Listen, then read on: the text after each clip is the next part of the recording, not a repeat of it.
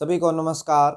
मैं नितिन एक बार फिर से हाजिर हूँ आपके अपने यूट्यूब चैनल टिटोलिया क्लासेस पर। तो दोस्तों, मैथ का अपना एक इम्पोर्टेंट सेशन होता है मंडे से फ्राइडे तक, जिसमें अपना टॉपिक चल रहा है एवरेज। बहुत ही इम्पोर्टेंट टॉपिक्स में से एक है आपका एवरेज टॉपिक है। तो इसी के साथ एक बार आप क्लास को शेयर कर देंगे, फिर स्टार्ट करना चाहूँगा मैं। आपके कुछ क्वेश्चंस हो सकता है आज अपना एवरेज आउट ख़त्म ही हो जाए और नहीं तो कल लास्ट क्लास होगी। ठीक है, तो दोस्तों क्लास को शेयर कर दिया है क्या? ठीक, लिखना स्टार्ट करेंगे, क्वेश्चन लिखेंगे। कल जो टाइप चल रहा था उसी टाइप का question. Average temperature of Monday, Tuesday and Wednesday. Average temperature of Monday, Tuesday and Wednesday is 34 degrees Celsius. Average temperature of Monday, Tuesday and Wednesday is 34 degrees Celsius. And average temperature of Tuesday, Wednesday and Thursday is 31 degrees Celsius. Average temperature of Monday, Tuesday and Wednesday is 34 degrees Celsius. And average temperature of Tuesday, Wednesday and Thursday is 31 degrees Celsius. The ratio of temperature of Monday and Thursday is 4:3. The ratio temperature of Monday and Thursday is 4:3. and temperature of Tuesday is twice. Temperature of Tuesday is twice of Wednesday. Temperature of Tuesday is twice of Wednesday. Find the temperature of Tuesday and Wednesday. Find the temperature of Tuesday and Wednesday. बहुत अच्छे, सभी ने question लिख लिया क्या? दोबारा से एक बार रिपीट करने की जरूरत बिल्कुल नहीं है। ठीक, तो देखेंगे क्वेश्चन को क्या बोलने की कोशिश कर रहा है, क्या कह रहा है क्वेश्चन में। कि बोला कि भी average temperature of Monday, Tuesday and Wednesday is 34 degree Celsius. Monday का, ट्यूसडे का और वेडनेसडे का average temperature of Monday, Tuesday and Wednesday is 34 degree Celsius. ठीक है, एंड एवरेज टेम्परेचर ऑफ किसका बोला है?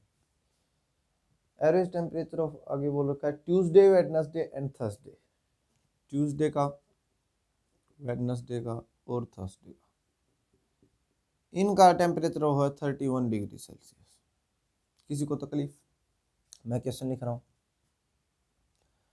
आगे बोल रखा है एक जगह कि भी temperature of Monday is twice. क्या उससे पहले बोल रखा है कि मंडे और थर्सडे का टेम्परेचर है वो 4:3 है। ठीक है, मंडे और थर्सडे का जो टेम्परेचर आपको दे रखा है वो 4:3 दे रखा है। ठीक है, और एक ट्वाइस दे रखा है। कौन सा है? कि and temperature of Tuesday is twice of Wednesday. और जो आपका ट्यूसडे का टेम्परेचर है वो आपका वेडनेसडे के टेम्परेचर से ट्वाइस है। ठीक है, तो ये बात अपने को क्वेश्चन में गिवन।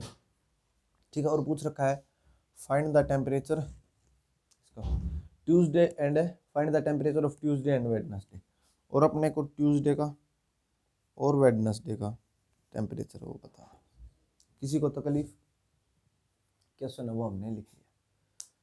तो अब इसने बोला, अब आप देखेंगे कि मंडे, ट्यूसडे और वेडनेसडे का जो टेम्परेचर अपना 34 है, तो इसके अकॉर्डिंग 3 दिनों का टेम्परेचर हो कितना हो गया? 34 के अकॉर्डिंग जब हमने मल्टीप्लाई किया तो 3 4 जा 12, 3 3 जा 9 और 1 102। ठीक है, आपके जब ट्यूसडे, वेडनेसडे और इसका ऐसे देखा हमने तो आपका कितना आया? ट्यूसडे का, वेडनेसडे का और थर्सडे का, इसका 31 डिग्री सेल्सियस टेम्परेचर था 3 दिन का। तो हमने देखा कि आपका 93 डिग्री सेल्सियस टेम्परेचर है। किसी को तकलीफ? यहाँ तक बात समझने में बिल्कुल नहीं होनी चाहिए। ठीक है, ये तो क्वेश्चन वाली बात है। तो अपने को पता है कि भी जब इनको माइनस करेंगे तो आपका इधर से मंडे बचता है और उधर से थर्सडे बचता है। तो जो आपका रिजल्ट आएगा निकल के मंडे माइनस थर्सडे, वो आपका आ रहा है कितना, 7 to 9। ठीक है, 9 है वो आपका टेम्परेचर आ रहा है, मतलब मंडे और थर्सडे का जो टेम्परेचर में डिफरेंस है वो कितने का है, 9 का आपका डिफरेंस है। किसी को यहाँ तक बात समझने में तकलीफ बिल्कुल नहीं। उसने बोल रखा है कि मंडे और थर्सडे का जो टेम्परेचर है वो 4:3। क्या बोल रखा है कि मंडे और थर्सडे का जो टेम्परेचर है वो 4:3। आपने देखा कि भाई मंडे और इसके बीच में डिफरेंस है वो 1 का है। कितने का डिफरेंस है, मंडे और थर्सडे के टेम्परेचर में डिफरेंस 1 का, पर इसने तो बताया है कि 1 का नहीं 9 का डिफरेंस है। मतलब कहने का मीनिंग क्या है कि ये कोड में बात कर रहा है 1 का मतलब 9। ठीक, यदि ऐसा बोला है कि भी 1 का मीनिंग 9 है तो अपने को कोई तकलीफ नहीं है, हम मान लेंगे ये किस किस का है, लिख लेंगे इस बात को, मंडे रेशो थर्सडे। तो हमने देखा कि भी इससे सोल्व किया हमने, तो अपना आया 9 4 जा 36 और 9 3 जा 27। मंडे का टेम्परेचर अपना 36 और थर्सडे का टेम्परेचर आपका 27 है वो आता है। ठीक है, ये आपका टेम्परेचर है मंडे और थर्सडे का। किसी को तकलीफ यहाँ तक बात समझने में बिल्कुल भी नहीं होनी चाहिए। ठीक है, आगे लिख रखा है ट्यूसडे और वेडनेसडे का टेम्परेचर वो ट्वाइस है, मतलब ट्यूसडे का टेम्परेचर वो 2 है तो वेडनेसडे का टेम्परेचर आपको 1 मिलेगा। तो हमने मंडे का टेम्परेचर है वो निकाल लिया। ठीक है, इसने ट्यूसडे और वेडनेसडे की बात की तो इसमें देखेंगे, यदि अपना ट्यूसडे का टेम्परेचर 36 है, कितना है ट्यूसडे का टेम्परेचर आपका 36 है, तो आपका इसका टेम्परेचर कितना होगा, मतलब ट्यूसडे और वेडनेसडे का टेम्परेचर अपने। तो हमने देखा 102 माइनस करेंगे ट्यूसडे का टेम्परेचर, ट्यूसडे का नहीं मंडे का टेम्परेचर अपन माइनस करेंगे, मंडे का टेम्परेचर माइनस करेंगे तो आ जाएगा आपका 12 6 हो जाएगा। ठीक है, तो आपका 936 है वो आपका हो जाएगा। ठीक है, ठीक है 66 है वो आपका टेम्परेचर बच गया। पर अब इसने क्या बोला, ये अपना जो टेम्परेचर आया है ये किस किस का है, आप देखेंगे इसको, ये आपका टेम्परेचर ट्यूसडे और वेडनेसडे का दोनों का 66। ठीक, इसके अकॉर्डिंग निकालते हैं तो अपना टेम्परेचर 33 डिग्रीज का 33 डिग्रीज करते हैं। पर इसने क्वेश्चन में बोला है क्या कि भाई ऐसा नहीं है, ट्यूसडे का और वेडनेसडे का टेम्परेचर 1:1 में नहीं है, तो वो आपका 2:1 में। तो 2:1 के अकॉर्डिंग इसको हम चेंज करेंगे। यदि टेम्परेचर ट्यूसडे का निकालते हैं तो 2 दे रखा है तो 2 को ऊपर लिखेंगे, 3 को नीचे लिखेंगे, 66 को मल्टीप्लाई में लिखेंगे। तो आपने देखा ट्यूसडे का टेम्परेचर आपका 44 है, ये आपका टेम्परेचर ट्यूसडे का है। ठीक है, किसी को तकलीफ ये बात समझने में, ये आपका टेम्परेचर ट्यूसडे का है। वेडनेसडे का टेम्परेचर जो आपका बच गया 22 है वो बच गया, तो आपका 22 है वो आपका वेडनेसडे का टेम्परेचर। कैसा कोई भाई बंधु है जिसको ये बात समझने में तकलीफ हो रही हो, दोबारा से मैं एक बार समझाना चाहूँगा जिन दोस्तों ने ध्यान लिखने में था। ठीक है, इसने बोल रखा है कि मंडे ट्यूसडे और वेडनेसडे का टेम्परेचर 34 डिग्री सेल्सियस है, ट्यूसडे वेडनेसडे और थर्सडे का टेम्परेचर आपका 31 डिग्री सेल्सियस है। मंडे और थर्सडे का टेम्परेचर की जो रेशियो दे रखी है अपने को 4:3 दे रखी है। ट्यूसडे और वेडनेसडे की रेशियो दे रखी है वो 2:1 दे रखी है, और ट्यूसडे और वेडनेसडे का टेम्परेचर पूछा। तो हमने देखा ये 3 मंडे ट्यूसडे और तीनों का टेम्परेचर टोटल 102 था, इसका तीनों का टेम्परेचर 93 था। यहाँ तक किसी को तकलीफ बिल्कुल नहीं। हमने देखा मंडे और थर्सडे के टेम्परेचर में डिफरेंस 9 का है, पर इसने तो बोल रखा है सिर्फ 1 का ही डिफरेंस है 4:3 के अकॉर्डिंग। तो हमने पता किया कि भी मंडे का और थर्सडे का जो टेम्परेचर है वो 34 नहीं आपका 36 और 27 डिग्री सेल्सियस था। यहाँ तक किसी को तकलीफ बिल्कुल नहीं। आगे बोला कि यदि आपका टोटल मंडे ट्यूसडे और वेडनेसडे का टेम्परेचर 102 था, 102 था, तो आपका मंडे का टेम्परेचर 36 था, उसको हमने सब्ट्रैक्ट किया तो आपका 66 है। किसी को तकलीफ बिल्कुल नहीं। तो इसने बोला आपका ट्यूसडे और वेडनेसडे का टेम्परेचर इसके अकॉर्डिंग यदि एवरेज के अकॉर्डिंग देखें तो 33 होना चाहिए, बट इसने बोला नहीं, आपका ट्यूसडे और वेडनेसडे का टेम्परेचर 2:1 में डिवाइड हो। तो हमने इसको 2:1 में डिवाइड किया तो आपका ट्यूसडे का टेम्परेचर 44 और वेडनेसडे का टेम्परेचर 22 आता है। क्या किसी को समझने में ये क्वेश्चन तकलीफ बिल्कुल नहीं होनी चाहिए। नेक्स्ट आगे बात करना चाहूँगा मैं, ये आपका कल जो हमने क्वेश्चन किया था उसी टाइप का एक क्वेश्चन में से एक था। ठीक है, सभी को उम्मीद करता हूँ ये क्वेश्चन समझ में आया होगा। नेक्स्ट क्वेश्चन लिखेंगे, वेरी गुड। क्वेश्चन बोलता है average temperature of 1 week, average temperature of 1 week is 32 degree Celsius. Average temperature of 1 week, अब तक तो 3 दिनों का बता रहा था, अब वीक की बात करते हैं। Average temperature of 1 week is 32 degree Celsius. Average temperature आगे बोलता है average temperature of first 4 days, average temperature of first 4 days is 3030 degree Celsius. Average temperature of first 4 days is 3030 degree Celsius and average temperature of last 4 days, average temperature of last 4 days is 3535 degree Celsius. Average temperature of last 4 days is 3535 degree Celsius. Find the temperature of Thursday. Find the temperature of Thursday. बहुत ही आसान बच्चों वाला question है ये। Find the temperature of Thursday कहाँ गया अपना register? ठीक है, तो टेम्परेचर आपको थर्सडे का बताना है।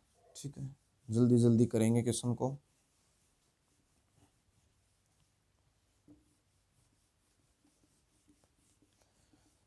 जल्दी जल्दी करेंगे, कोशिश सभी को करनी है, ऐसे नहीं कि भी हाँ मैं करूँगा सिर्फ आप उतारेंगे। टेपने वाला काम नहीं करेंगे, ठीक है, कॉपी वाला काम नहीं करेंगे, क्योंकि एग्ज़ाम में आपको कॉपी नहीं करना, टेपना नहीं है। ठीक है क्या बोलता है क्वेश्चन कि भी average temperature of 1 week is 32 degree Celsius. एक वीक का मीनिंग बात करूँ तो मैं 7 दिन का टेम्परेचर हो 32 डिग्री सेल्सियस। किसी को तकलीफ यहाँ तक? बिल्कुल नहीं। आगे वो रखा है फर्स्ट 4 डेज, फर्स्ट 4 डेज, पहले 4 दिन के टेम्परेचर की बात करें तो उसने 30 डिग्री सेल्सियस बोला। किसी को यहाँ तक तकलीफ? लास्ट 4 डेज और लास्ट के 4 दिनों की बात करें तो आपका 35 डिग्री सेल्सियस टेम्परेचर बोला। किसी को तकलीफ? 7 दिन है, 7 डेज का जो टेम्परेचर हो 32 डिग्री सेल्सियस है। ठीक है, और फर्स्ट 4 डेज का जो आपका टेम्परेचर है वो आपका 30 डिग्री सेल्सियस है। लास्ट 4 डेज का जो टेम्परेचर है वो 35 डिग्री सेल्सियस। अब फर्स्ट 4 डेज में देखूं तो आप बोलेंगे मंडे, ट्यूसडे, वेडनेसडे और थर्सडे। किसी को तकलीफ? बिल्कुल नहीं होनी चाहिए। आपने बोला 4 दिन का टेम्परेचर, उसने बोला 30 डिग्री सेल्सियस, 30 डिग्री सेल्सियस। किसी को तकलीफ? बिल्कुल नहीं। मैं यहाँ से हटाना चाहूँगा। ठीक है, ये डिग्री सेल्सियस लिख रखा है वो बताने की जरूरत नहीं। यदि ये 4 दिन का दे रखा है, मतलब एक दिन का एवरेज ये थी, तो 4 दिन की टोटल जो आपका 120 आता है। किसी को तकलीफ? बिल्कुल नहीं। फिर आगे लास्ट 4 डेज, लास्ट 4 डेज का हमने जब सोल्व किया थर्सडे, ठीक है, थर्सडे के बाद क्या आता है? Friday, Saturday, Sunday. Last 4 days तो यही होते हैं, लास्ट 4 डेज बोला इसने तो यही होंगे लास्ट 4 डेज, तो थर्सडे, फ्राइडे, सैटरडे और संडे। तो आपने जब ये इनका टेम्परेचर देखा तो इसने एवरेज बताई 3535 डिग्री सेल्सियस। 4 से मल्टीप्लाई किया तो 4 5 जा 20, 4 3 जा 12 और 130 डिग्री सेल्सियस टेम्परेचर। ठीक है, 35 ही बोला है ना उसमें, मल्टीप्लाई करता हूँ गलत ना होगा। ठीक है, तो ये आपका आ गया। और 7 डेज का, जब 7 दिन के टेम्परेचर की मैं बात करता हूँ आपसे, तो इसने बोला 32 डिग्री सेल्सियस। मल्टीप्लाई करता हूँ जब मैं 7 से, 7 2 जा 14, 7 3 जा 21 और 224। ठीक है, तो ये तो आपका 7 दिनों का टेम्परेचर है, ये आपका 4 दिन का फर्स्ट 4 का और ये लास्ट 4 का। जब हमने इनको टोटल किया तो आपका 250 आया। ठीक है, तो ये आपका कितना आया? 250 आया। यहाँ हमने गड़बड़ कर दी दोस्तों।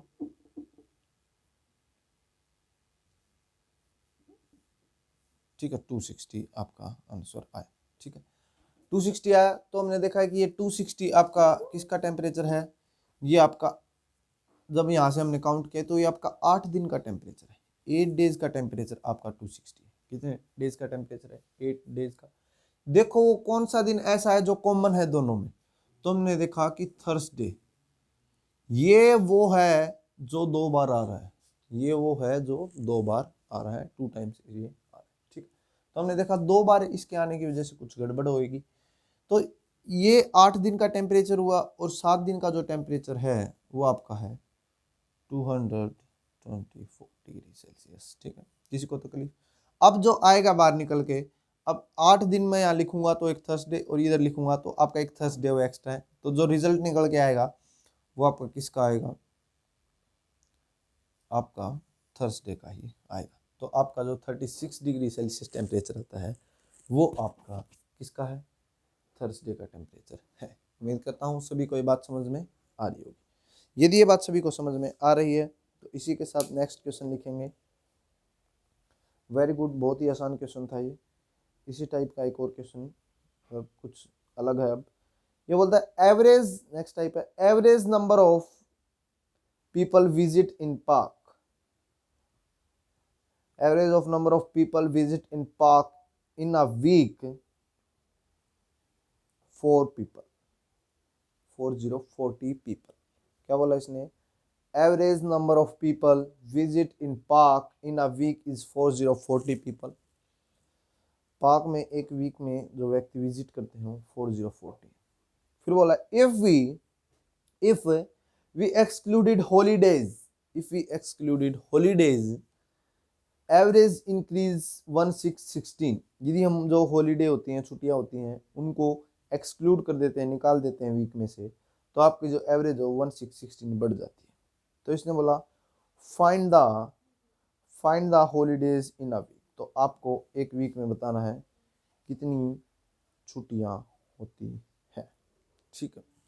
ये बात आपको बतानी। शाबाश, क्वेश्चन को सोल्व करेंगे। वेरी गुड, जल्दी जल्दी,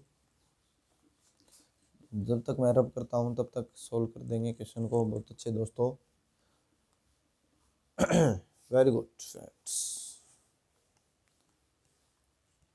शुरू करें।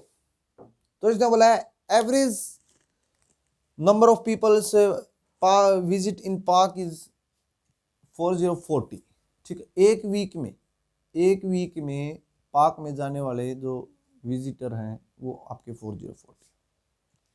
इसने बोला कि भाई छुट्टियों को क्या कर दें, एक्स है मान लो छुट्टियां, यदि उनको निकाल दें तो आपकी जो एवरेज है वो कितनी हो जाती है? 16 है, वो इंक्रीज हो जाती है कितनी? 16। तो इसका मीनिंग 56 होगा। किसी को यहाँ तक तकलीफ? बिल्कुल नहीं। यदि यहाँ तक किसी को तकलीफ नहीं है तो आगे मैं डिस्कस करना चाहूँगा। तो आपने देखा कि भाई पहले जो एवरेज थी आपकी 40 थी, अब जो एवरेज हो गई है 1616 और बढ़ गई है, मतलब 56 है वो हो गई, ठीक है।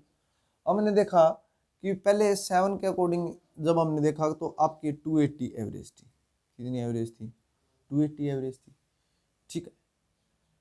और हमने देखा कि एवरेज अब कितनी हो गई है? 56 वो हो गई है आपकी, 56 है वो हो गई। तो हम इसको क्या करेंगे? 56 से डिवाइड लगाएंगे, ठीक है। 6 5 जा 30, 5 5 जा 25, तो आपका 5 से पे जाएगा। इसका मीनिंग आपके 5 दिन है वो आपकी एवरेज आई है। कहने का मीनिंग दोस्तों कि 5 दिन है वो ओपन होता है ये जू, और आपका 2 दिन बंद रहता है। जू में भी कुछ बंदे हैं, इसलिए कुछ दोस्त तो ये सोच रहे होंगे कि भी सैटरडे संडे को ही ओपन होता हुआ। ये एक गवर्नमेंट जू है, ठीक है, जिसमें एम्प्लॉयज़ की संडे को और सैटरडे को छुट्टी होती है। तो इस अकॉर्डिंग ऐसे कर सकते हैं हम इसको, ठीक है। तो इस तरीके से हम इसको करेंगे। या एक और वे, जैसे इसने बोला कि कंप्लीट वीक तक वो जू है चलता है, ठीक है। उसमें से कुछ दिन की क्या हो जाती है? छुट्टी।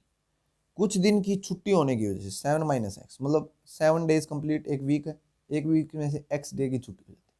छुट्टी होने की वजह से जो एवरेज है वो कितनी आ गई? 56 इसने बोला कि भी टोटल जो आपकी एवरेज थी, मतलब जो वीक की एवरेज थी वो आपकी कितनी थी? 280 थी, ठीक है। तो हमने इसको सोल्व किया तो आपका इसको यहीं से सोल्व करूंगा मैं, 56 से डायरेक्ट डिवाइड करूंगा तो आपने बताया 5 आया था, ठीक है। x माइनस का x है, उधर जाके मतलब ये 7 है, 7 आपका उधर जाके माइनस का हो जाएगा, ये प्लस का 5 है, तो माइनस से माइनस कट कर दूंगा तो आपका x = 2 आ जाएगा। इसका मतलब 2 दिन की आपकी छुट्टी थी। इसमें से जो भी आपको ट्रिक पसंद है उसी तरीके से आप इसको उसी वे से कर सकते हैं। उम्मीद करता हूँ सभी इस बात का ध्यान रखेंगे और नेक्स्ट क्वेश्चन लिखेंगे।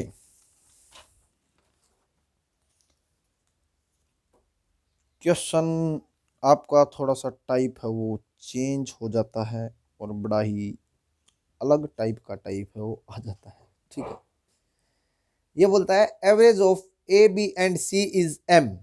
Average of A B and C is M. आपकी एवरेज है जो ए बी सी की वो क्या है, एम है। आगे बोलता है A B plus B C plus C A equal to 0। A B plus B C plus C A is equal to 0। A B plus B C plus C A is equal to 0। आगे बोल के find the average of A square B square and C square. बोला find the average of A square B square और C square. इसने क्या बोला है, ये थोड़ा सा टाइप है और लेवल है, ये बड़ा ही नेक्स्ट लेवल का क्वेश्चन माना जाता है। बेसिक लेवल का भी आप इसको बोल सकते हैं, क्योंकि बेसिक लेवल का इसको तब बोलेंगे जब आपका ये बड़ा ही आसान तरीके से आपको समझ में आता है। ठीक है, जैसे क्वेश्चन में क्या बोला कि भी एवरेज ए बी एंड सी की जो एवरेज है वो एम है। ए की, बी की और सी की, इसकी एवरेज अपने को एम दे रखी है। एवरेज एम दे रखी है, इसका मतलब A B C by 3 M दे रखी है। मतलब इन तीनों की एवरेज निकालें तो ये आ गया। तो आपने देखा इसको कि भी ये आपको, तो इस बात को मैं आगे लिखना चाहूँ अच्छे से तो ये बनेगी A plus B plus C equal to में 3। यहाँ तक किसी को तकलीफ, ये बात समझ। फिर आगे एक बात और बता रखी कि भी A B plus B C plus C है। A B plus B C plus C है। ठीक है, ये आपको दे रखा है A B plus B C plus C है इक्वल टू में, इसको भी आप छोटा ही मान लेंगे तो ये 0 दे रखा है। तो आपने देखा दो चीज़ें आपको दे रखी है, एक तो क्या कि भी ए प्लस बी प्लस सी आपका 3m जो आपने अभी यहाँ से देखा, और ये आपका A B plus B C plus C, और पूछ जो रखा है इसने फाइंड करने को बोला है, वो बोला है A square plus B square plus C square, इसकी एवरेज। एवरेज का मीनिंग क्या हुआ कि ये डिवाइड हो जाएगा किससे, 3 से। ठीक है, ऐसे लिख सकते हैं। तो ये इसने पूछा है, तो आपने देखा ये चीज़ दे रखी है और ये चीज़, ऐसी कौन सा वो है आपका रूल जिसमें आती है। तो आपने देखा ए प्लस बी प्लस सी का यदि मैं होल स्क्वायर कर दूं तो आपका क्या फार्मूला बनता है, मैं उसकी बात करना चाहूँगा। A plus B plus C का होल स्क्वायर, तो आपने लिखा A square plus B square plus C square plus A B. आप यहाँ ऐसे भी लिख सकते हैं, मैं इसको डायरेक्ट लिखना चाहूँगा फॉर्मूले को, 2ab plus 2bc plus 2c। तो आपने इस तरीके से 2 है वो कॉमन निकाल लिया बाहर। ठीक है, किसी को तकलीफ यहाँ तक बिल्कुल नहीं होनी चाहिए। तो इसने बोला कि ये आपको फॉर्मूला दे रखा है, ए प्लस बी प्लस सी आपने निकाला भी, कितना आया था आपका 3m। 3m के अकॉर्डिंग ये आपका हो गया 9m स्क्वायर। यहाँ तक किसी को तकलीफ बिल्कुल। A plus A B plus B C plus C आपका 0 दे रखा है, ये भी गिवन है। 2 के साथ 0 को मल्टीप्लाई करेंगे तो आपका हो जाएगा 0। कितना हो जाएगा 0। A square plus B square plus C square, ये आपको फाइंड आउट करना है। ठीक है, इसकी एवरेज निकालनी है। इसकी एवरेज आपको निकालनी है तो आप देखेंगे कि भी एवरेज निकालने के लिए तीनों को लिखेंगे और उसके नीचे क्या लिखेंगे, 3 से डिवाइड, क्योंकि 3 है। तो इसका इक्वल ये है तो इसको हम 3 से डिवाइड करेंगे तो आपका ये आ गया 3m स्क्वायर। 3m स्क्वायर आपका क्या है, ए स्क्वायर बी स्क्वायर और सी स्क्वायर का जो वैल्यू है वो आपकी कितनी आई है, 3m स्क्वायर आती है। उम्मीद करता हूँ सभी को ये बात समझ से आ रही है। ठीक है, यही बड़ा बेसिक लेवल का क्वेश्चन था, पर एग्जाम में क्या होता है दोस्तों, अब मैं चाहता तो ये क्वेश्चन बताने की ज़रूरत नहीं थी क्योंकि आप कुछ कर सकते हैं, पर कुछ दोस्त क्या है कि ये समझेंगे कि भी ये क्वेश्चन बताया नहीं कि हमारे को समझ में नहीं आया। हो सकता है कुछ दोस्त ऐसे हों कि भी नहीं आता समझ में बेसिक लेवल का क्वेश्चन, कई बार छोटी छोटी बातें प्लस माइनस में ही कन्फ्यूज होता हूँ, मैं भी हो जाता हूँ कई बार यहाँ अभी जैसे।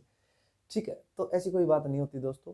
तो इसलिए मैंने आपको ये बताने की कोशिश की कि भी ये क्वेश्चन कुछ इस तरीके से होगा यदि आपको ऐसा क्वेश्चन देखने को मिलता है। ठीक है। तो ये आपको क्वेश्चन जैसे दे रखा था। ठीक है, उम्मीद करता हूँ सभी को ये क्वेश्चन समझ में आया होगा। यदि ये क्वेश्चन सभी को समझ में आया तो नेक्स्ट क्वेश्चन नेक्स्ट लेवल है वो लिखेंगे। ठीक है, नेक्स्ट टाइप में बोलता है 30 number of students in a hostel. 30 number of students in a hostel. 30 number of students in a hostel. 10 more 10 more join the hostel. 10 more students join the hostel. Then expenditure increase by 200. Then expenditure increase by 200. 30 number of students in a hostel. 10 more join the hostel. Then expenditure increase by 200.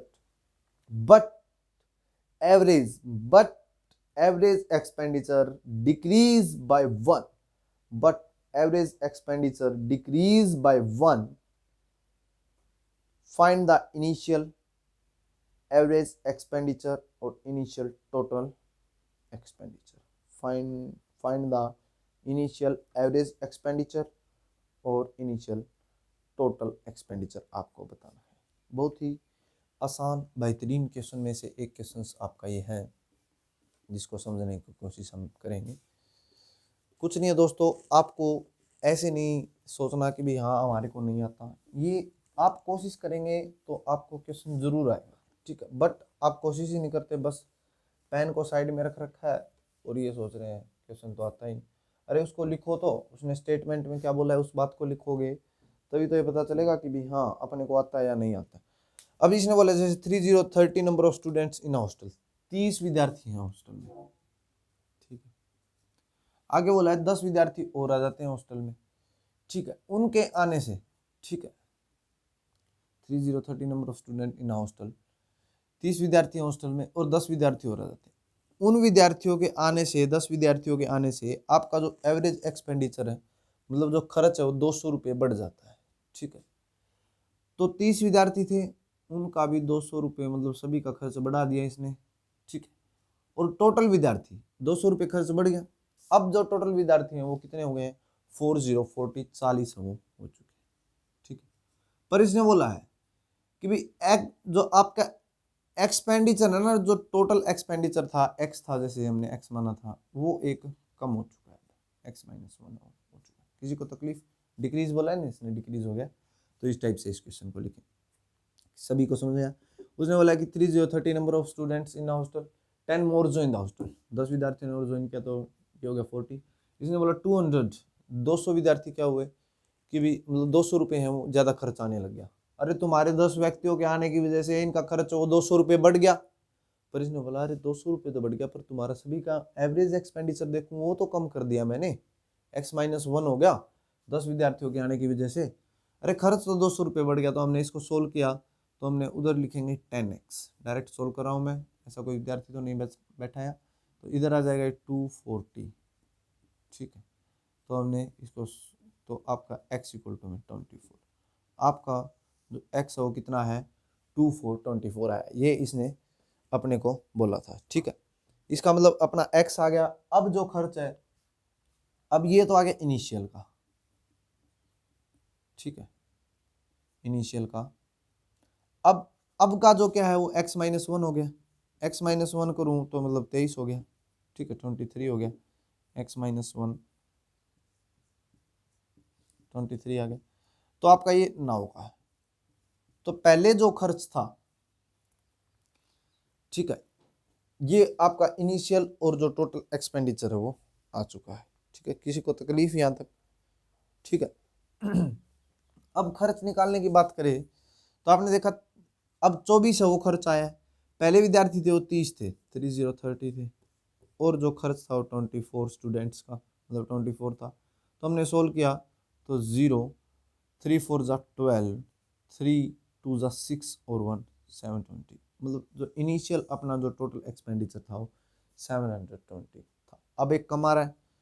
ठीक है, ये तो आपका क्या हो जाएगा 40, ठीक है, क्योंकि अब स्टूडेंट 40 हो चुके हैं और खर्च वो आपका 23 हो चुका है।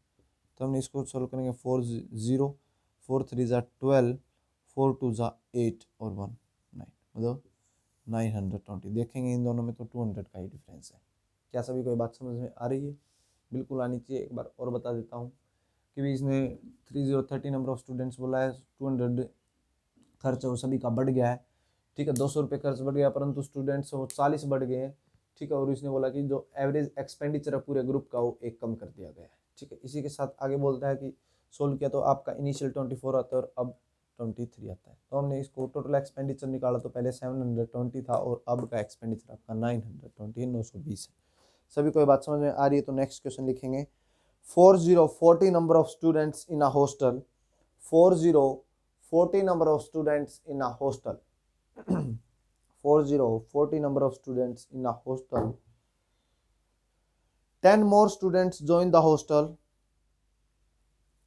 10 more students join the hostel, then total expenditure increase, then total expenditure increase 300 rupees, then total expenditure increase 300 rupees, but average expenditure decrease by rupees 2, but average expenditure decrease by rupees 2, परंतु आपका जो average expenditure है वो 2 रुपये कम हो जाता है। Find the initial average expenditure और इनिशियल एवरेज एक्सपेंडिचर और total average total initial total expenditure. वही सेम क्वेश्चन है कि भी 40 विद्यार्थी आपको दे रखे हैं, 4040 number of students in a hostel, 40 विद्यार्थी थे और 10 विद्यार्थी और हॉस्टल को ज्वाइन कर लेते तो मतलब 50 हो गए, परंतु खर्च है वो कितने रुपए, 300 रुपये बढ़ जाता है। 40 विद्यार्थी आपके हॉस्टल में थे, किसी को तकलीफ 40x लिख लेंगे। अब जो आपका खर्च है वो 300 रुपये बढ़ गया।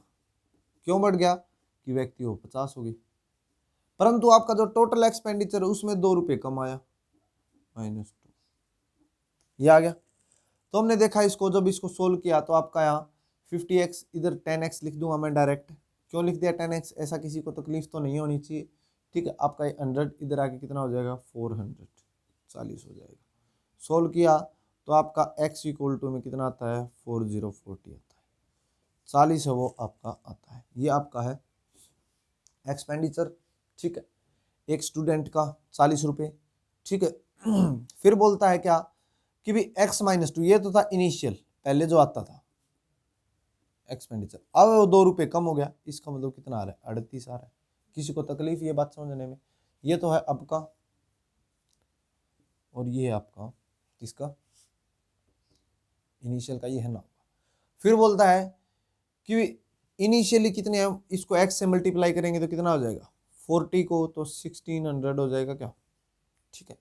इस 38 को इससे मल्टीप्लाई करूंगा तो 0, ठीक है, 5 8 जा 40, 5 3 जा 15 और 4 19। तो अब जो खर्च आ रहा है वो 1900 था और पहले जो खर्च आ रहा था वो इनिशियल, उनके आने से 300 रुपये बढ़ गया खर्च, ठीक है। तो इसका मतलब अब जो खर्च 1900 आ रहा है ना, ठीक है। उसने बोला इनिशियल टोटल एक्सपेंडिचर तो आपका 1600 हो जाएगा। उम्मीद करता हूँ सभी को ये बातें बड़े ही प्यार से समझ में आ रही होंगी, ठीक है। यदि ये बातें सभी को समझ में आ रही हैं तो आगे डिस्कस करना चाहूँगा मैं नेक्स्ट क्वेश्चन की।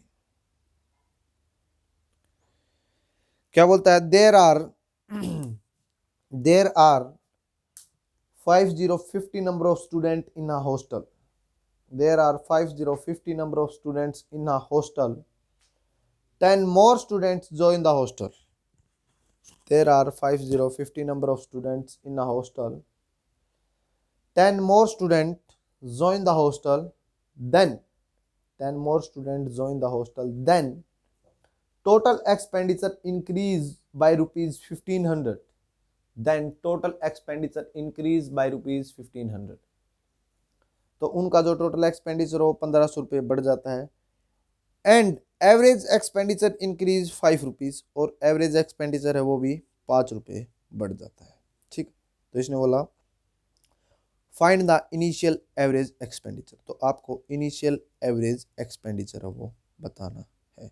ठीक है, दोबारा से सुनेंगे क्वेश्चन को। There are 5050 number of students in a hostel, 10 more students join the hostel, then total expenditure is increased 1500 rupees, average expenditure increased by rupees 5, find the initial average expenditure, find the initial average expenditure आपको बताना है।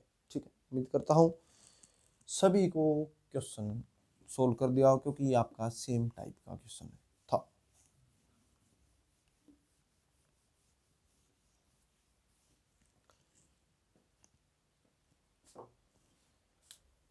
तो इसने बोला है कि भी 5050 number of students, कि भी 50 व्यक्ति थे पहले क्लास में, 10 व्यक्ति और आ गए, 10 स्टूडेंट्स 10 विद्यार्थी और आ गए।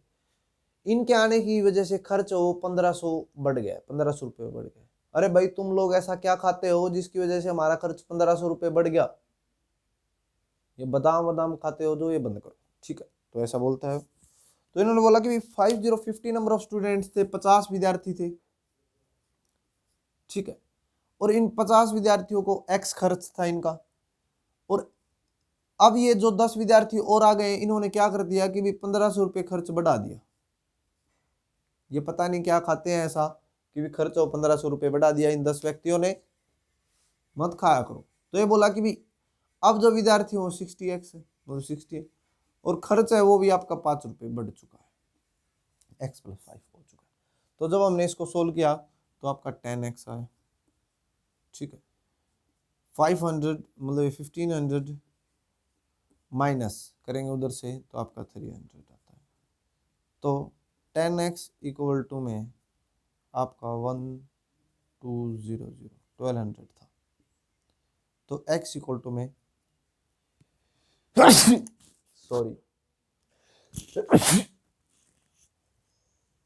Sorry guys. ठीक है, तो इसने बोला कि जो आपका पहले जो खर्च था वो 120 रुपये था, एक विद्यार्थी का जो खर्च था वो आपका 120 रुपये था, और अब जो खर्च है वो 5 रुपये बढ़ गया, इसका मतलब 125 हो गया। किसी को भी बात समझने में तकलीफ? तो इसने बोला पहले जो खर्च आता था एक विद्यार्थी का वो 120 रुपये आता था, अब तुम्हारे आने की वजह से हमारा खर्च 125 आने लग गया है, अब हमारे को 5-5 रुपये ज्यादा देने पड़ते हैं। बता तुम ऐसा क्या खाते हो?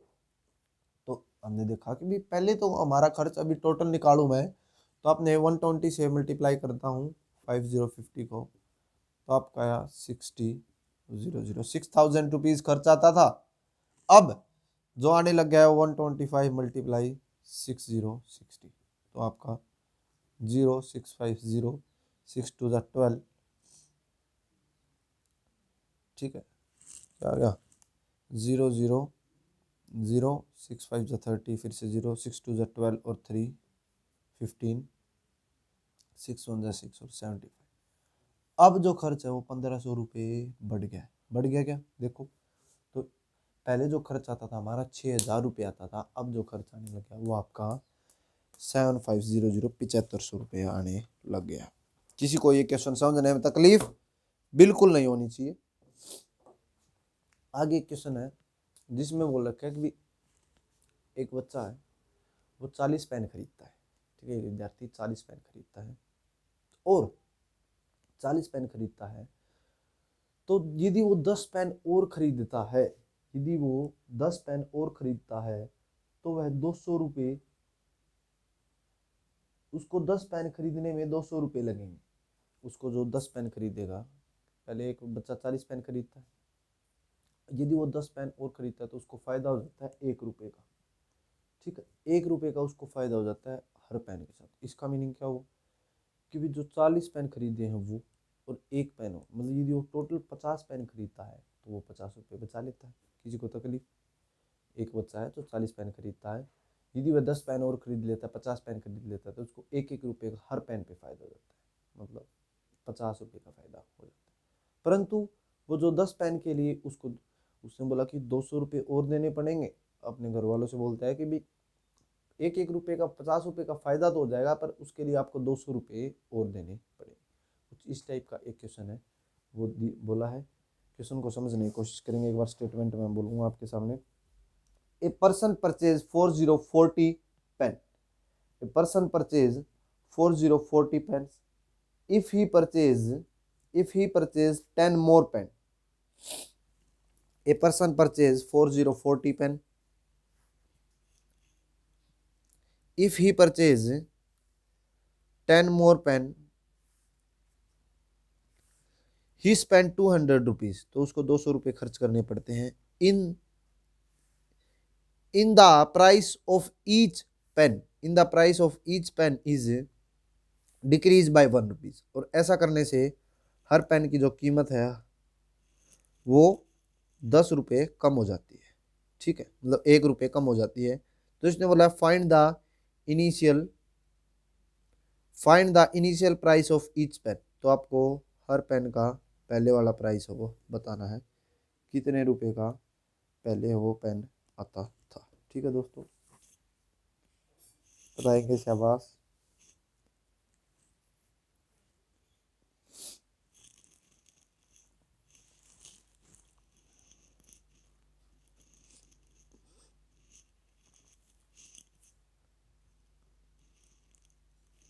ठीक है, बताएंगे।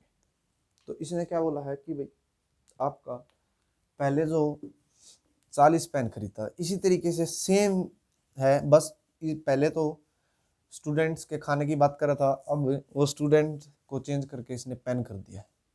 कुछ नहीं है, स्टेटमेंट में सेम स्टेटमेंट है, बस आपको चेंज कर दिया उसने, पेन स्टूडेंट की जगह पेन कर दिया। इसने बोला पहले 40 पेन खरीदता था एक बच्चा, किसी को तकलीफ बिल्कुल नहीं। अब क्या किया उसने, 40x के अकॉर्डिंग खरीदता था, एक पेन x रुपए का खरीदता था। तो इसने बोला अब 200 रुपये और ज्यादा खर्च करने लग गया हो। 200 रुपये और ज्यादा खर्च करने की वजह से अब जो पेन खरीदता है वो 50 पेन खरीद लेता है। मतलब 40 कुछ x के रेट से खरीदता था, अब वो यदि वो 200 रुपये और ज्यादा खर्च कर देता था, उसको 50 पेन मिल जाते हैं, 50 पेन वो मिल जाते हैं, किसी को तकलीफ। फिर बोलता है कि परंतु उसके फायदा हो जाता है क्या, कि भी सभी का जो रेट है वो 1 रुपया कम आता है, जो एवरेज है उसकी अब वो पहले x आती थी, अब 1 रुपया कम आती है, x - 1 आती है, किसी को तकलीफ बिल्कुल नहीं। तो इसने बोला सोल्व किया इसको 10x। ठीक है, आपका डायरेक्ट मैं इधर कर देता हूँ, कोई ऐसे मत समझना कि भी क्या कर देते हैं, डायरेक्ट 10x लिख देते हैं। 10x लिख दिया, इधर हो गया आपका 250, आपका ये 5050 था, इसको इधर ले आएंगे, 250 हो गया, 0 से 0 कैंसिल, तो x = 95। मतलब पहले जो पेन खरीदता था वो 25 रुपए का एक पेन था, परंतु अब उसने यदि 50 पेन खरीद लेता है तो उसका जो एवरेज आ जाता है वो 24 रुपया 24 रुपीज हो जाता है, किसी को तकलीफ। पहले जो पेन खरीदता था वो 25 रुपए में खरीदता था, अब जो पेन खरीदता है वो 24 रुपए में एक पेन खरीदता है, किसी को तकलीफ बिल्कुल नहीं होनी चाहिए दोस्तों। बहुत ही आसान क्वेश्चन ये था। ठीक है, फाइंड, तो इनिशियल प्राइस ही पूछा था इसने हर पेन का, ईच पेन का, तो हमने वो निकाल दिया। ठीक है, नेक्स्ट क्वेश्चन लिखेंगे इसी टाइप का। A person purchasing 6060 pen, a person purchasing 6060 pen and if he purchased 10 more pen he spent 200 rupees more. He spent 200 rupees more. In the price of each pen is decreased by rupees 2. In the price of each pen decrease by 2. ऐसा करने से हर pen के price में 2 रुपए की कमी आ जाती है। Find the initial price of each pen, find the initial price of each pen. देखेंगे क्वेश्चन को, ये बोलता है कि भी बिल्कुल सेम है, वैसे तो आपने कर ही दिया होगा, फिर भी मैं बता देता हूँ जो कुछ शिकारी दोस्त बैठे हैं मेरे उनके लिए, कि 6060 पेन है वो पहले खरीदता था। ठीक है, एक्स रेट से खरीदता था, कोई तकलीफ बिल्कुल नहीं। फिर बोला इसने कि वो 200 रुपये और खर्च करने लग गया, 200 रुपीज मोर स्पेंड। ठीक है, 200 रुपये और खर्च करने से अब वो 10 पेन और ज्यादा खरीदता है, मतलब 70 पेन खरीद लेता है। ठीक है, परंतु उसका जो रेट है अब जो पेन का वो 2 रुपये कम हो गया, पहले वो x रुपये का खरीदता था, अब x - 2 का खरीदता है, किसी को तकलीफ बिल्कुल नहीं। जब हमने सोल्व किया तो 10x, ठीक है, उधर 140 बचता है तो इधर ले आएंगे, आपका 340 हो जाएगा, 0 से 0 कैंसिल, x इक्वल टू में 34। पहले जो पेन खरीदता था वो 34 रुपये का खरीदता था, अब जो खरीदेगा वो 2 रुपये कम 32 रुपये का एक पेन, 3 to 32 रुपीज़ का उसको एक पेन होगा। ठीक, किसी को तकलीफ है क्या क्वेश्चन को समझने में? बिल्कुल नहीं होनी चाहिए दोस्तों, बहुत ही आसान लेवल का ये एक क्वेश्चन था आपका, ठीक है, जो मैंने आपके सामने रखा। ठीक है, नेक्स्ट टाइप की बात करता हूँ। नेक्स्ट टाइप लिखेंगे, ठीक है, कुछ नहीं है, लेवल वही चल रहा है, बस थोड़ा थोड़ा सा लेवल को बढ़ाया जा रहा है, कम किया जा रहा है, ताकि आपको कोई भी परेशानी एग्जाम के अंदर देखने को ना मिले। ऐसा नहीं है दोस्तों, टॉपिक ये एवरेज बहुत ही छोटा टॉपिक बताते हैं कुछ टीचर्स इसको, और बड़े ही कुछ दिनों के अंदर ही इसको खत्म कर दिया जाता है। ठीक है, पर हम ऐसा नहीं करेंगे। अपने को टाइम नहीं देखना है कितना टाइम लग रहा है, अपने को ये बात देखनी है कि भी अपना क्वालिटी क्या है। ठीक है, अपना क्वालिटी वो काफ़ी अच्छा होगा। हर जो सभी टाइप के आपको क्वेश्चन इसके अंदर देखने को मिलेंगे, कोई भी क्वेश्चन आपको नहीं ऐसा मिलेगा कि जो आपका एवरेज में से देखने को मिले और ना हमने करवाया हो। ठीक है, नेक्स्ट क्वेश्चन लिखेंगे, average income of 10%, average income of 10% is 4,000 rupees. Average income of 10% is 4,000 rupees, and average income of other 15%, average income of 10% is 4,000 rupees, and average income of other 15%, 15% is 6,000 rupees. Other 15% income is 6,000 rupees. Find the total average. तो इसने क्या बोला, find the total average, तो आपको सभी की average वो बतानी है। किसी को तकलीफ क्वेश्चन सुनने में तो कोई तकलीफ नहीं होनी चाहिए, ठीक, समझने में भी कोई तकलीफ नहीं होनी चाहिए। आप एक बार खुद सोल्व करके देखें, गलत है फिर उसको मैं सोल्व करवाता हूँ। ठीक है, बहुत अच्छे, इतनी देर का क्वेश्चन ही नहीं था, सभी ने सोल्व कर दिया होगा दोस्तों। इसने बोला कि average income of 10% is 4,000 rupees. Average income है वो 10 लोगों की जो इनकम है वो 4,000 रुपये। किसी को तकलीफ ये बात समझने में? और दूसरे मतलब अदर 15% और दूसरे 15 व्यक्तियों की जो एवरेज है वो 6,000 रुपये। ये बात भी किसी को समझने में तकलीफ? हमने जब इसको सोल्व किया तो 40,000, ये आपके 4 जीरो हैं, और इसको सोल्व किया 15 से मल्टीप्लाई किया तो आपका 90,000, 90,000, ऐड किया तो 1,30,000। किसी को तकलीफ बिल्कुल नहीं होनी चाहिए। ठीक है, यहाँ तक। अब हमने देखा ये अपनी टोटल है वो इनकम निकल आई है, कितनी, 1,30,000। किसी को तकलीफ बिल्कुल नहीं। हमने देखा कि 1,30,000 है वो कितने विद्यार्थियों की टोटल इनकम, तो हमने देखा 25 की, तो इसने एवरेज ही तो पूछा था, टोटल की एवरेज क्या, 25 से करेंगे डिवाइड, 25 6 जा 125, 5 लग गया। ठीक है, तो हमने भी यहाँ लगाया 25 2 जा 50, तो आपका 0 0। ठीक है, तो आपका 6200, सॉरी 25 5 जा 125, पता नहीं क्या हो रहा है कोई नहीं, 25 5 जा 125, तो आपका 5200 है वो आंसर आता है। ठीक है, इस तरीके से चाहे तो इस तरीके से भी कर सकते हैं, या एक और तरीका है, हम देखेंगे जैसे इन दोनों विद्यार्थियों के मतलब दोनों जो 10 और 15 है, इन दोनों की जो इनकम है उसमें कितने का डिफरेंस है, तो हमने देखा 2,000 का डिफरेंस है। किसी को ये बात समझने में तकलीफ? और ये व्यक्ति कितने हैं, तो आपने देखा 15 व्यक्ति हैं, 15 व्यक्ति हैं तो आपका कितने का टोटल होगा, तो आपने देखा 30,000, 30,000 का डिफरेंस दोनों में क्रिएट हो गया। तो यदि 30,000 का डिफरेंस हो गया, अब ये एवरेज है वो डिवाइड होगी तो कैसे होगी, तो आपने बोला यदि सभी में बटेगा तो 25 से डिवाइड करेंगे, तो हमने किया 25 1 जा 25। ठीक है, ये आपका 5 बच गया, 25 2 जा 50, ये आपकी 2 0 बच गई 1200। इसका मतलब पहले 4,000 थी सभी की, अब सभी की प्लस हो जाएगी 1,200 रुपये। तो आपने बताया कि अब जो सभी की जो इनकम एवरेज है वो 5,200 रुपये होगी। ठीक है, उम्मीद करता हूँ सभी को ये बात समझ में आ रही होगी, किसी भी विद्यार्थी को ये बात समझने में तकलीफ नहीं हो रही होगी। ठीक है, आ रही है क्या सभी को समझ में? वेरी गुड गाइस, ठीक है, मैं आपसे यही उम्मीद करता हूँ। आगे बोलता है, एक क्वेश्चन बोलता है कि average of M is N square, यही समझाना चाहूंगा। ये बोलता है कि एवरेज ऑफ एम, एम की जो एवरेज हो एन स्क्वायर है, और एवरेज ऑफ एन, एन की जो एवरेज हो एम स्क्वायर। और क्वेश्चन में बोला है कि find the average of M plus N, तो एम प्लस एन की आपको एवरेज बतानी। हमने देखा कि एवरेज एम की एन स्क्वायर, एवरेज एन की एम स्क्वायर।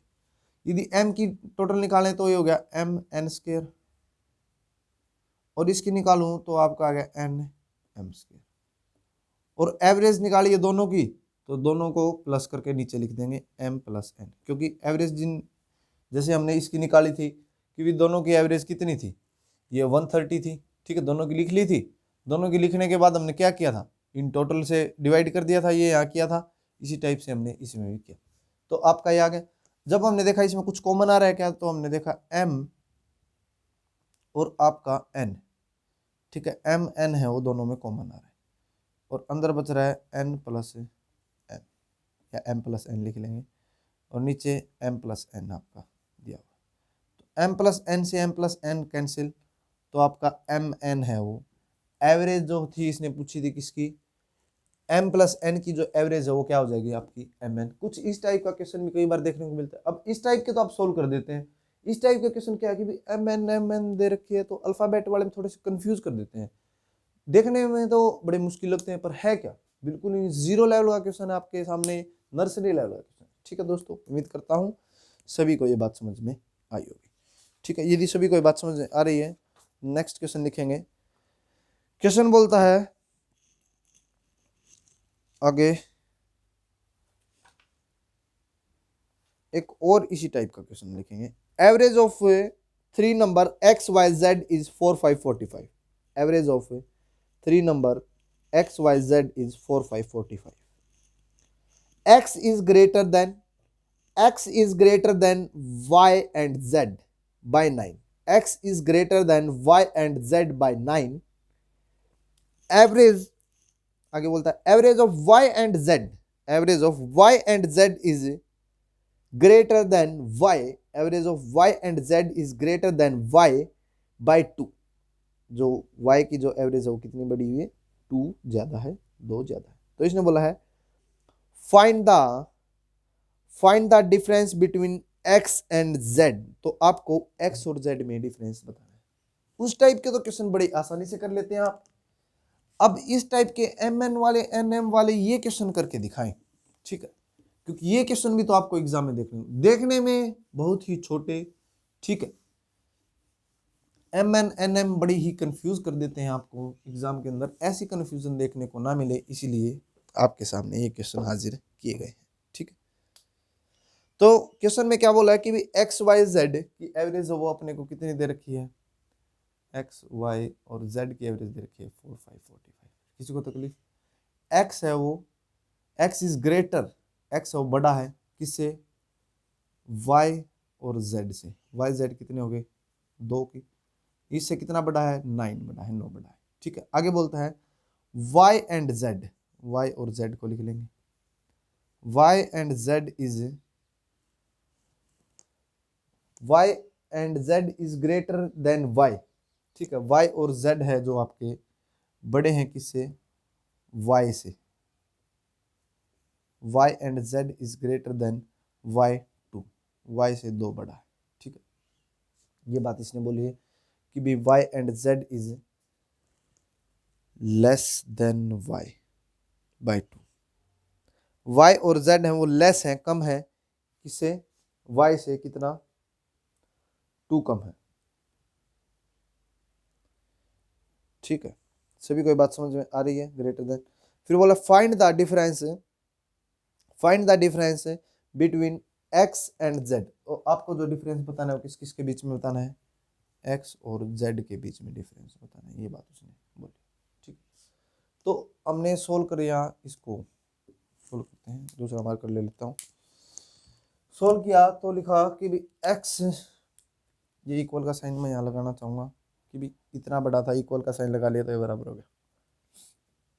इधर सोल्व किया तो x 2x लिख लेंगे डायरेक्ट इसको, उधर मैं लिखना चाहूँगा y प्लस जेड प्लस 18। किसी को तकलीफ ये यहाँ तक बात समझने में बिल्कुल नहीं हुई होगी, ठीक है। ये बोला था ना x is greater than y and z is 2, ठीक है, ये ऐसा बोला था तो ठीक है। आगे बोला था कि भी y एंड z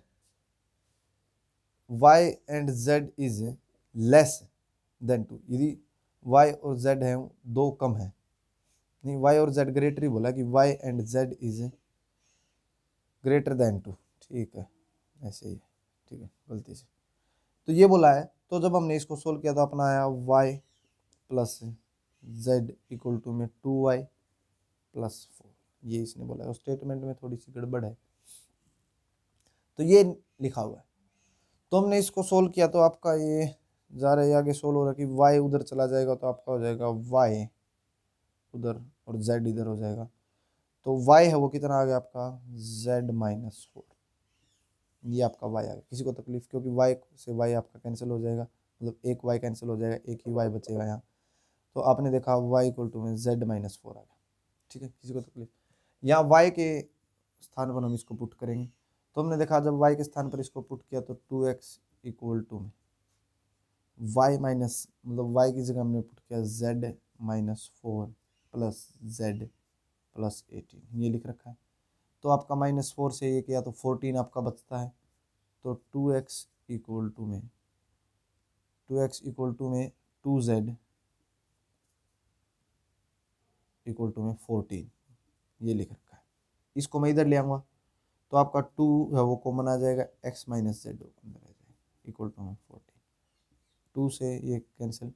तो इसने क्या पूछा था, x और z का आपसे डिफरेंस पूछा था, वो कितना आ रहा है 7 है वो x माइनस जेड, मतलब डिफरेंस हो x और z का कितना है, आपका difference between the x and z is 7। इस टाइप के क्वेश्चन भी आपको एग्जाम के अंदर देखने को मिले हैं दोस्तों, इसलिए मैंने ये समझाना आपको काफ़ी बेटर समझा। नेक्स्ट क्वेश्चन एक और इसी टाइप का थोड़ा सा कंफ्यूज करने वाला अल्फ़ाबेट वाला। Average of R number of boys is A, average of R number of boys, क्या बोला कि आर नंबर ऑफ बॉयज दे रखे हैं आपको और उसकी एवरेज ए दे रखी है। Average of R number of boys is A and average of S number is B, और जो एस नंबर के हैं बॉयज हैं उनकी एवरेज दे रखी है बी। सभी को बात समझे। तो इसने बोला कि find the average of remaining boys, जो बच गए इसके अलावा उनकी एवरेज अपने को बतानी। हमने देखा इसकी जो टोटल है वो आर ए, इसकी जो देखी वो एस बी, ये आपकी एवरेज थी। तो हमने देखा R A plus S B minus R minus S अपने को देखा, ये जो अपने बच गए वो क्या है आपके रिमेनिंग है वो आगे, ठीक है। उम्मीद करता हूँ सभी को समझ में आएगा। ये बड़ा ही अजीब क्वेश्चन है, देखने में ये लगता है कि पता नहीं इसमें क्या निकालना होगा। जब हमने इसको सोल्व किया तो पता चला कि इसमें तो कुछ निकालना ही नहीं था, यहीं तक बात खत्म हो जा रही थी, ठीक है। तो इसी टाइप के क्वेश्चन आपको देखने को मिलते हैं, ठीक। उम्मीद करता हूँ सभी को क्वेश्चन समझ में आए होंगे दोस्तों। 10 क्वेश्चन और बचते हैं, आप कहें तो आज ही कंप्लीट करवा देते हैं, पर आज तो कंप्लीट नहीं हो पाएंगे दोस्तों, 10 क्वेश्चन काफ़ी टाइम लगेगा। तो इसके लिए अपनी क्लास आज की यहीं तक रखते हैं। यदि आपको क्लास पसंद आई है तो क्लास को लाइक करें, चैनल पर नए हैं तो चैनल को सब्सक्राइब करें दोस्तों, वीडियो को शेयर करें। इसी के साथ मैं नितिन आज आपके लिए आपसे अलविदा लेता हूँ। आज के लिए इतना ही। जय हिंद, जय भारत। Thank you.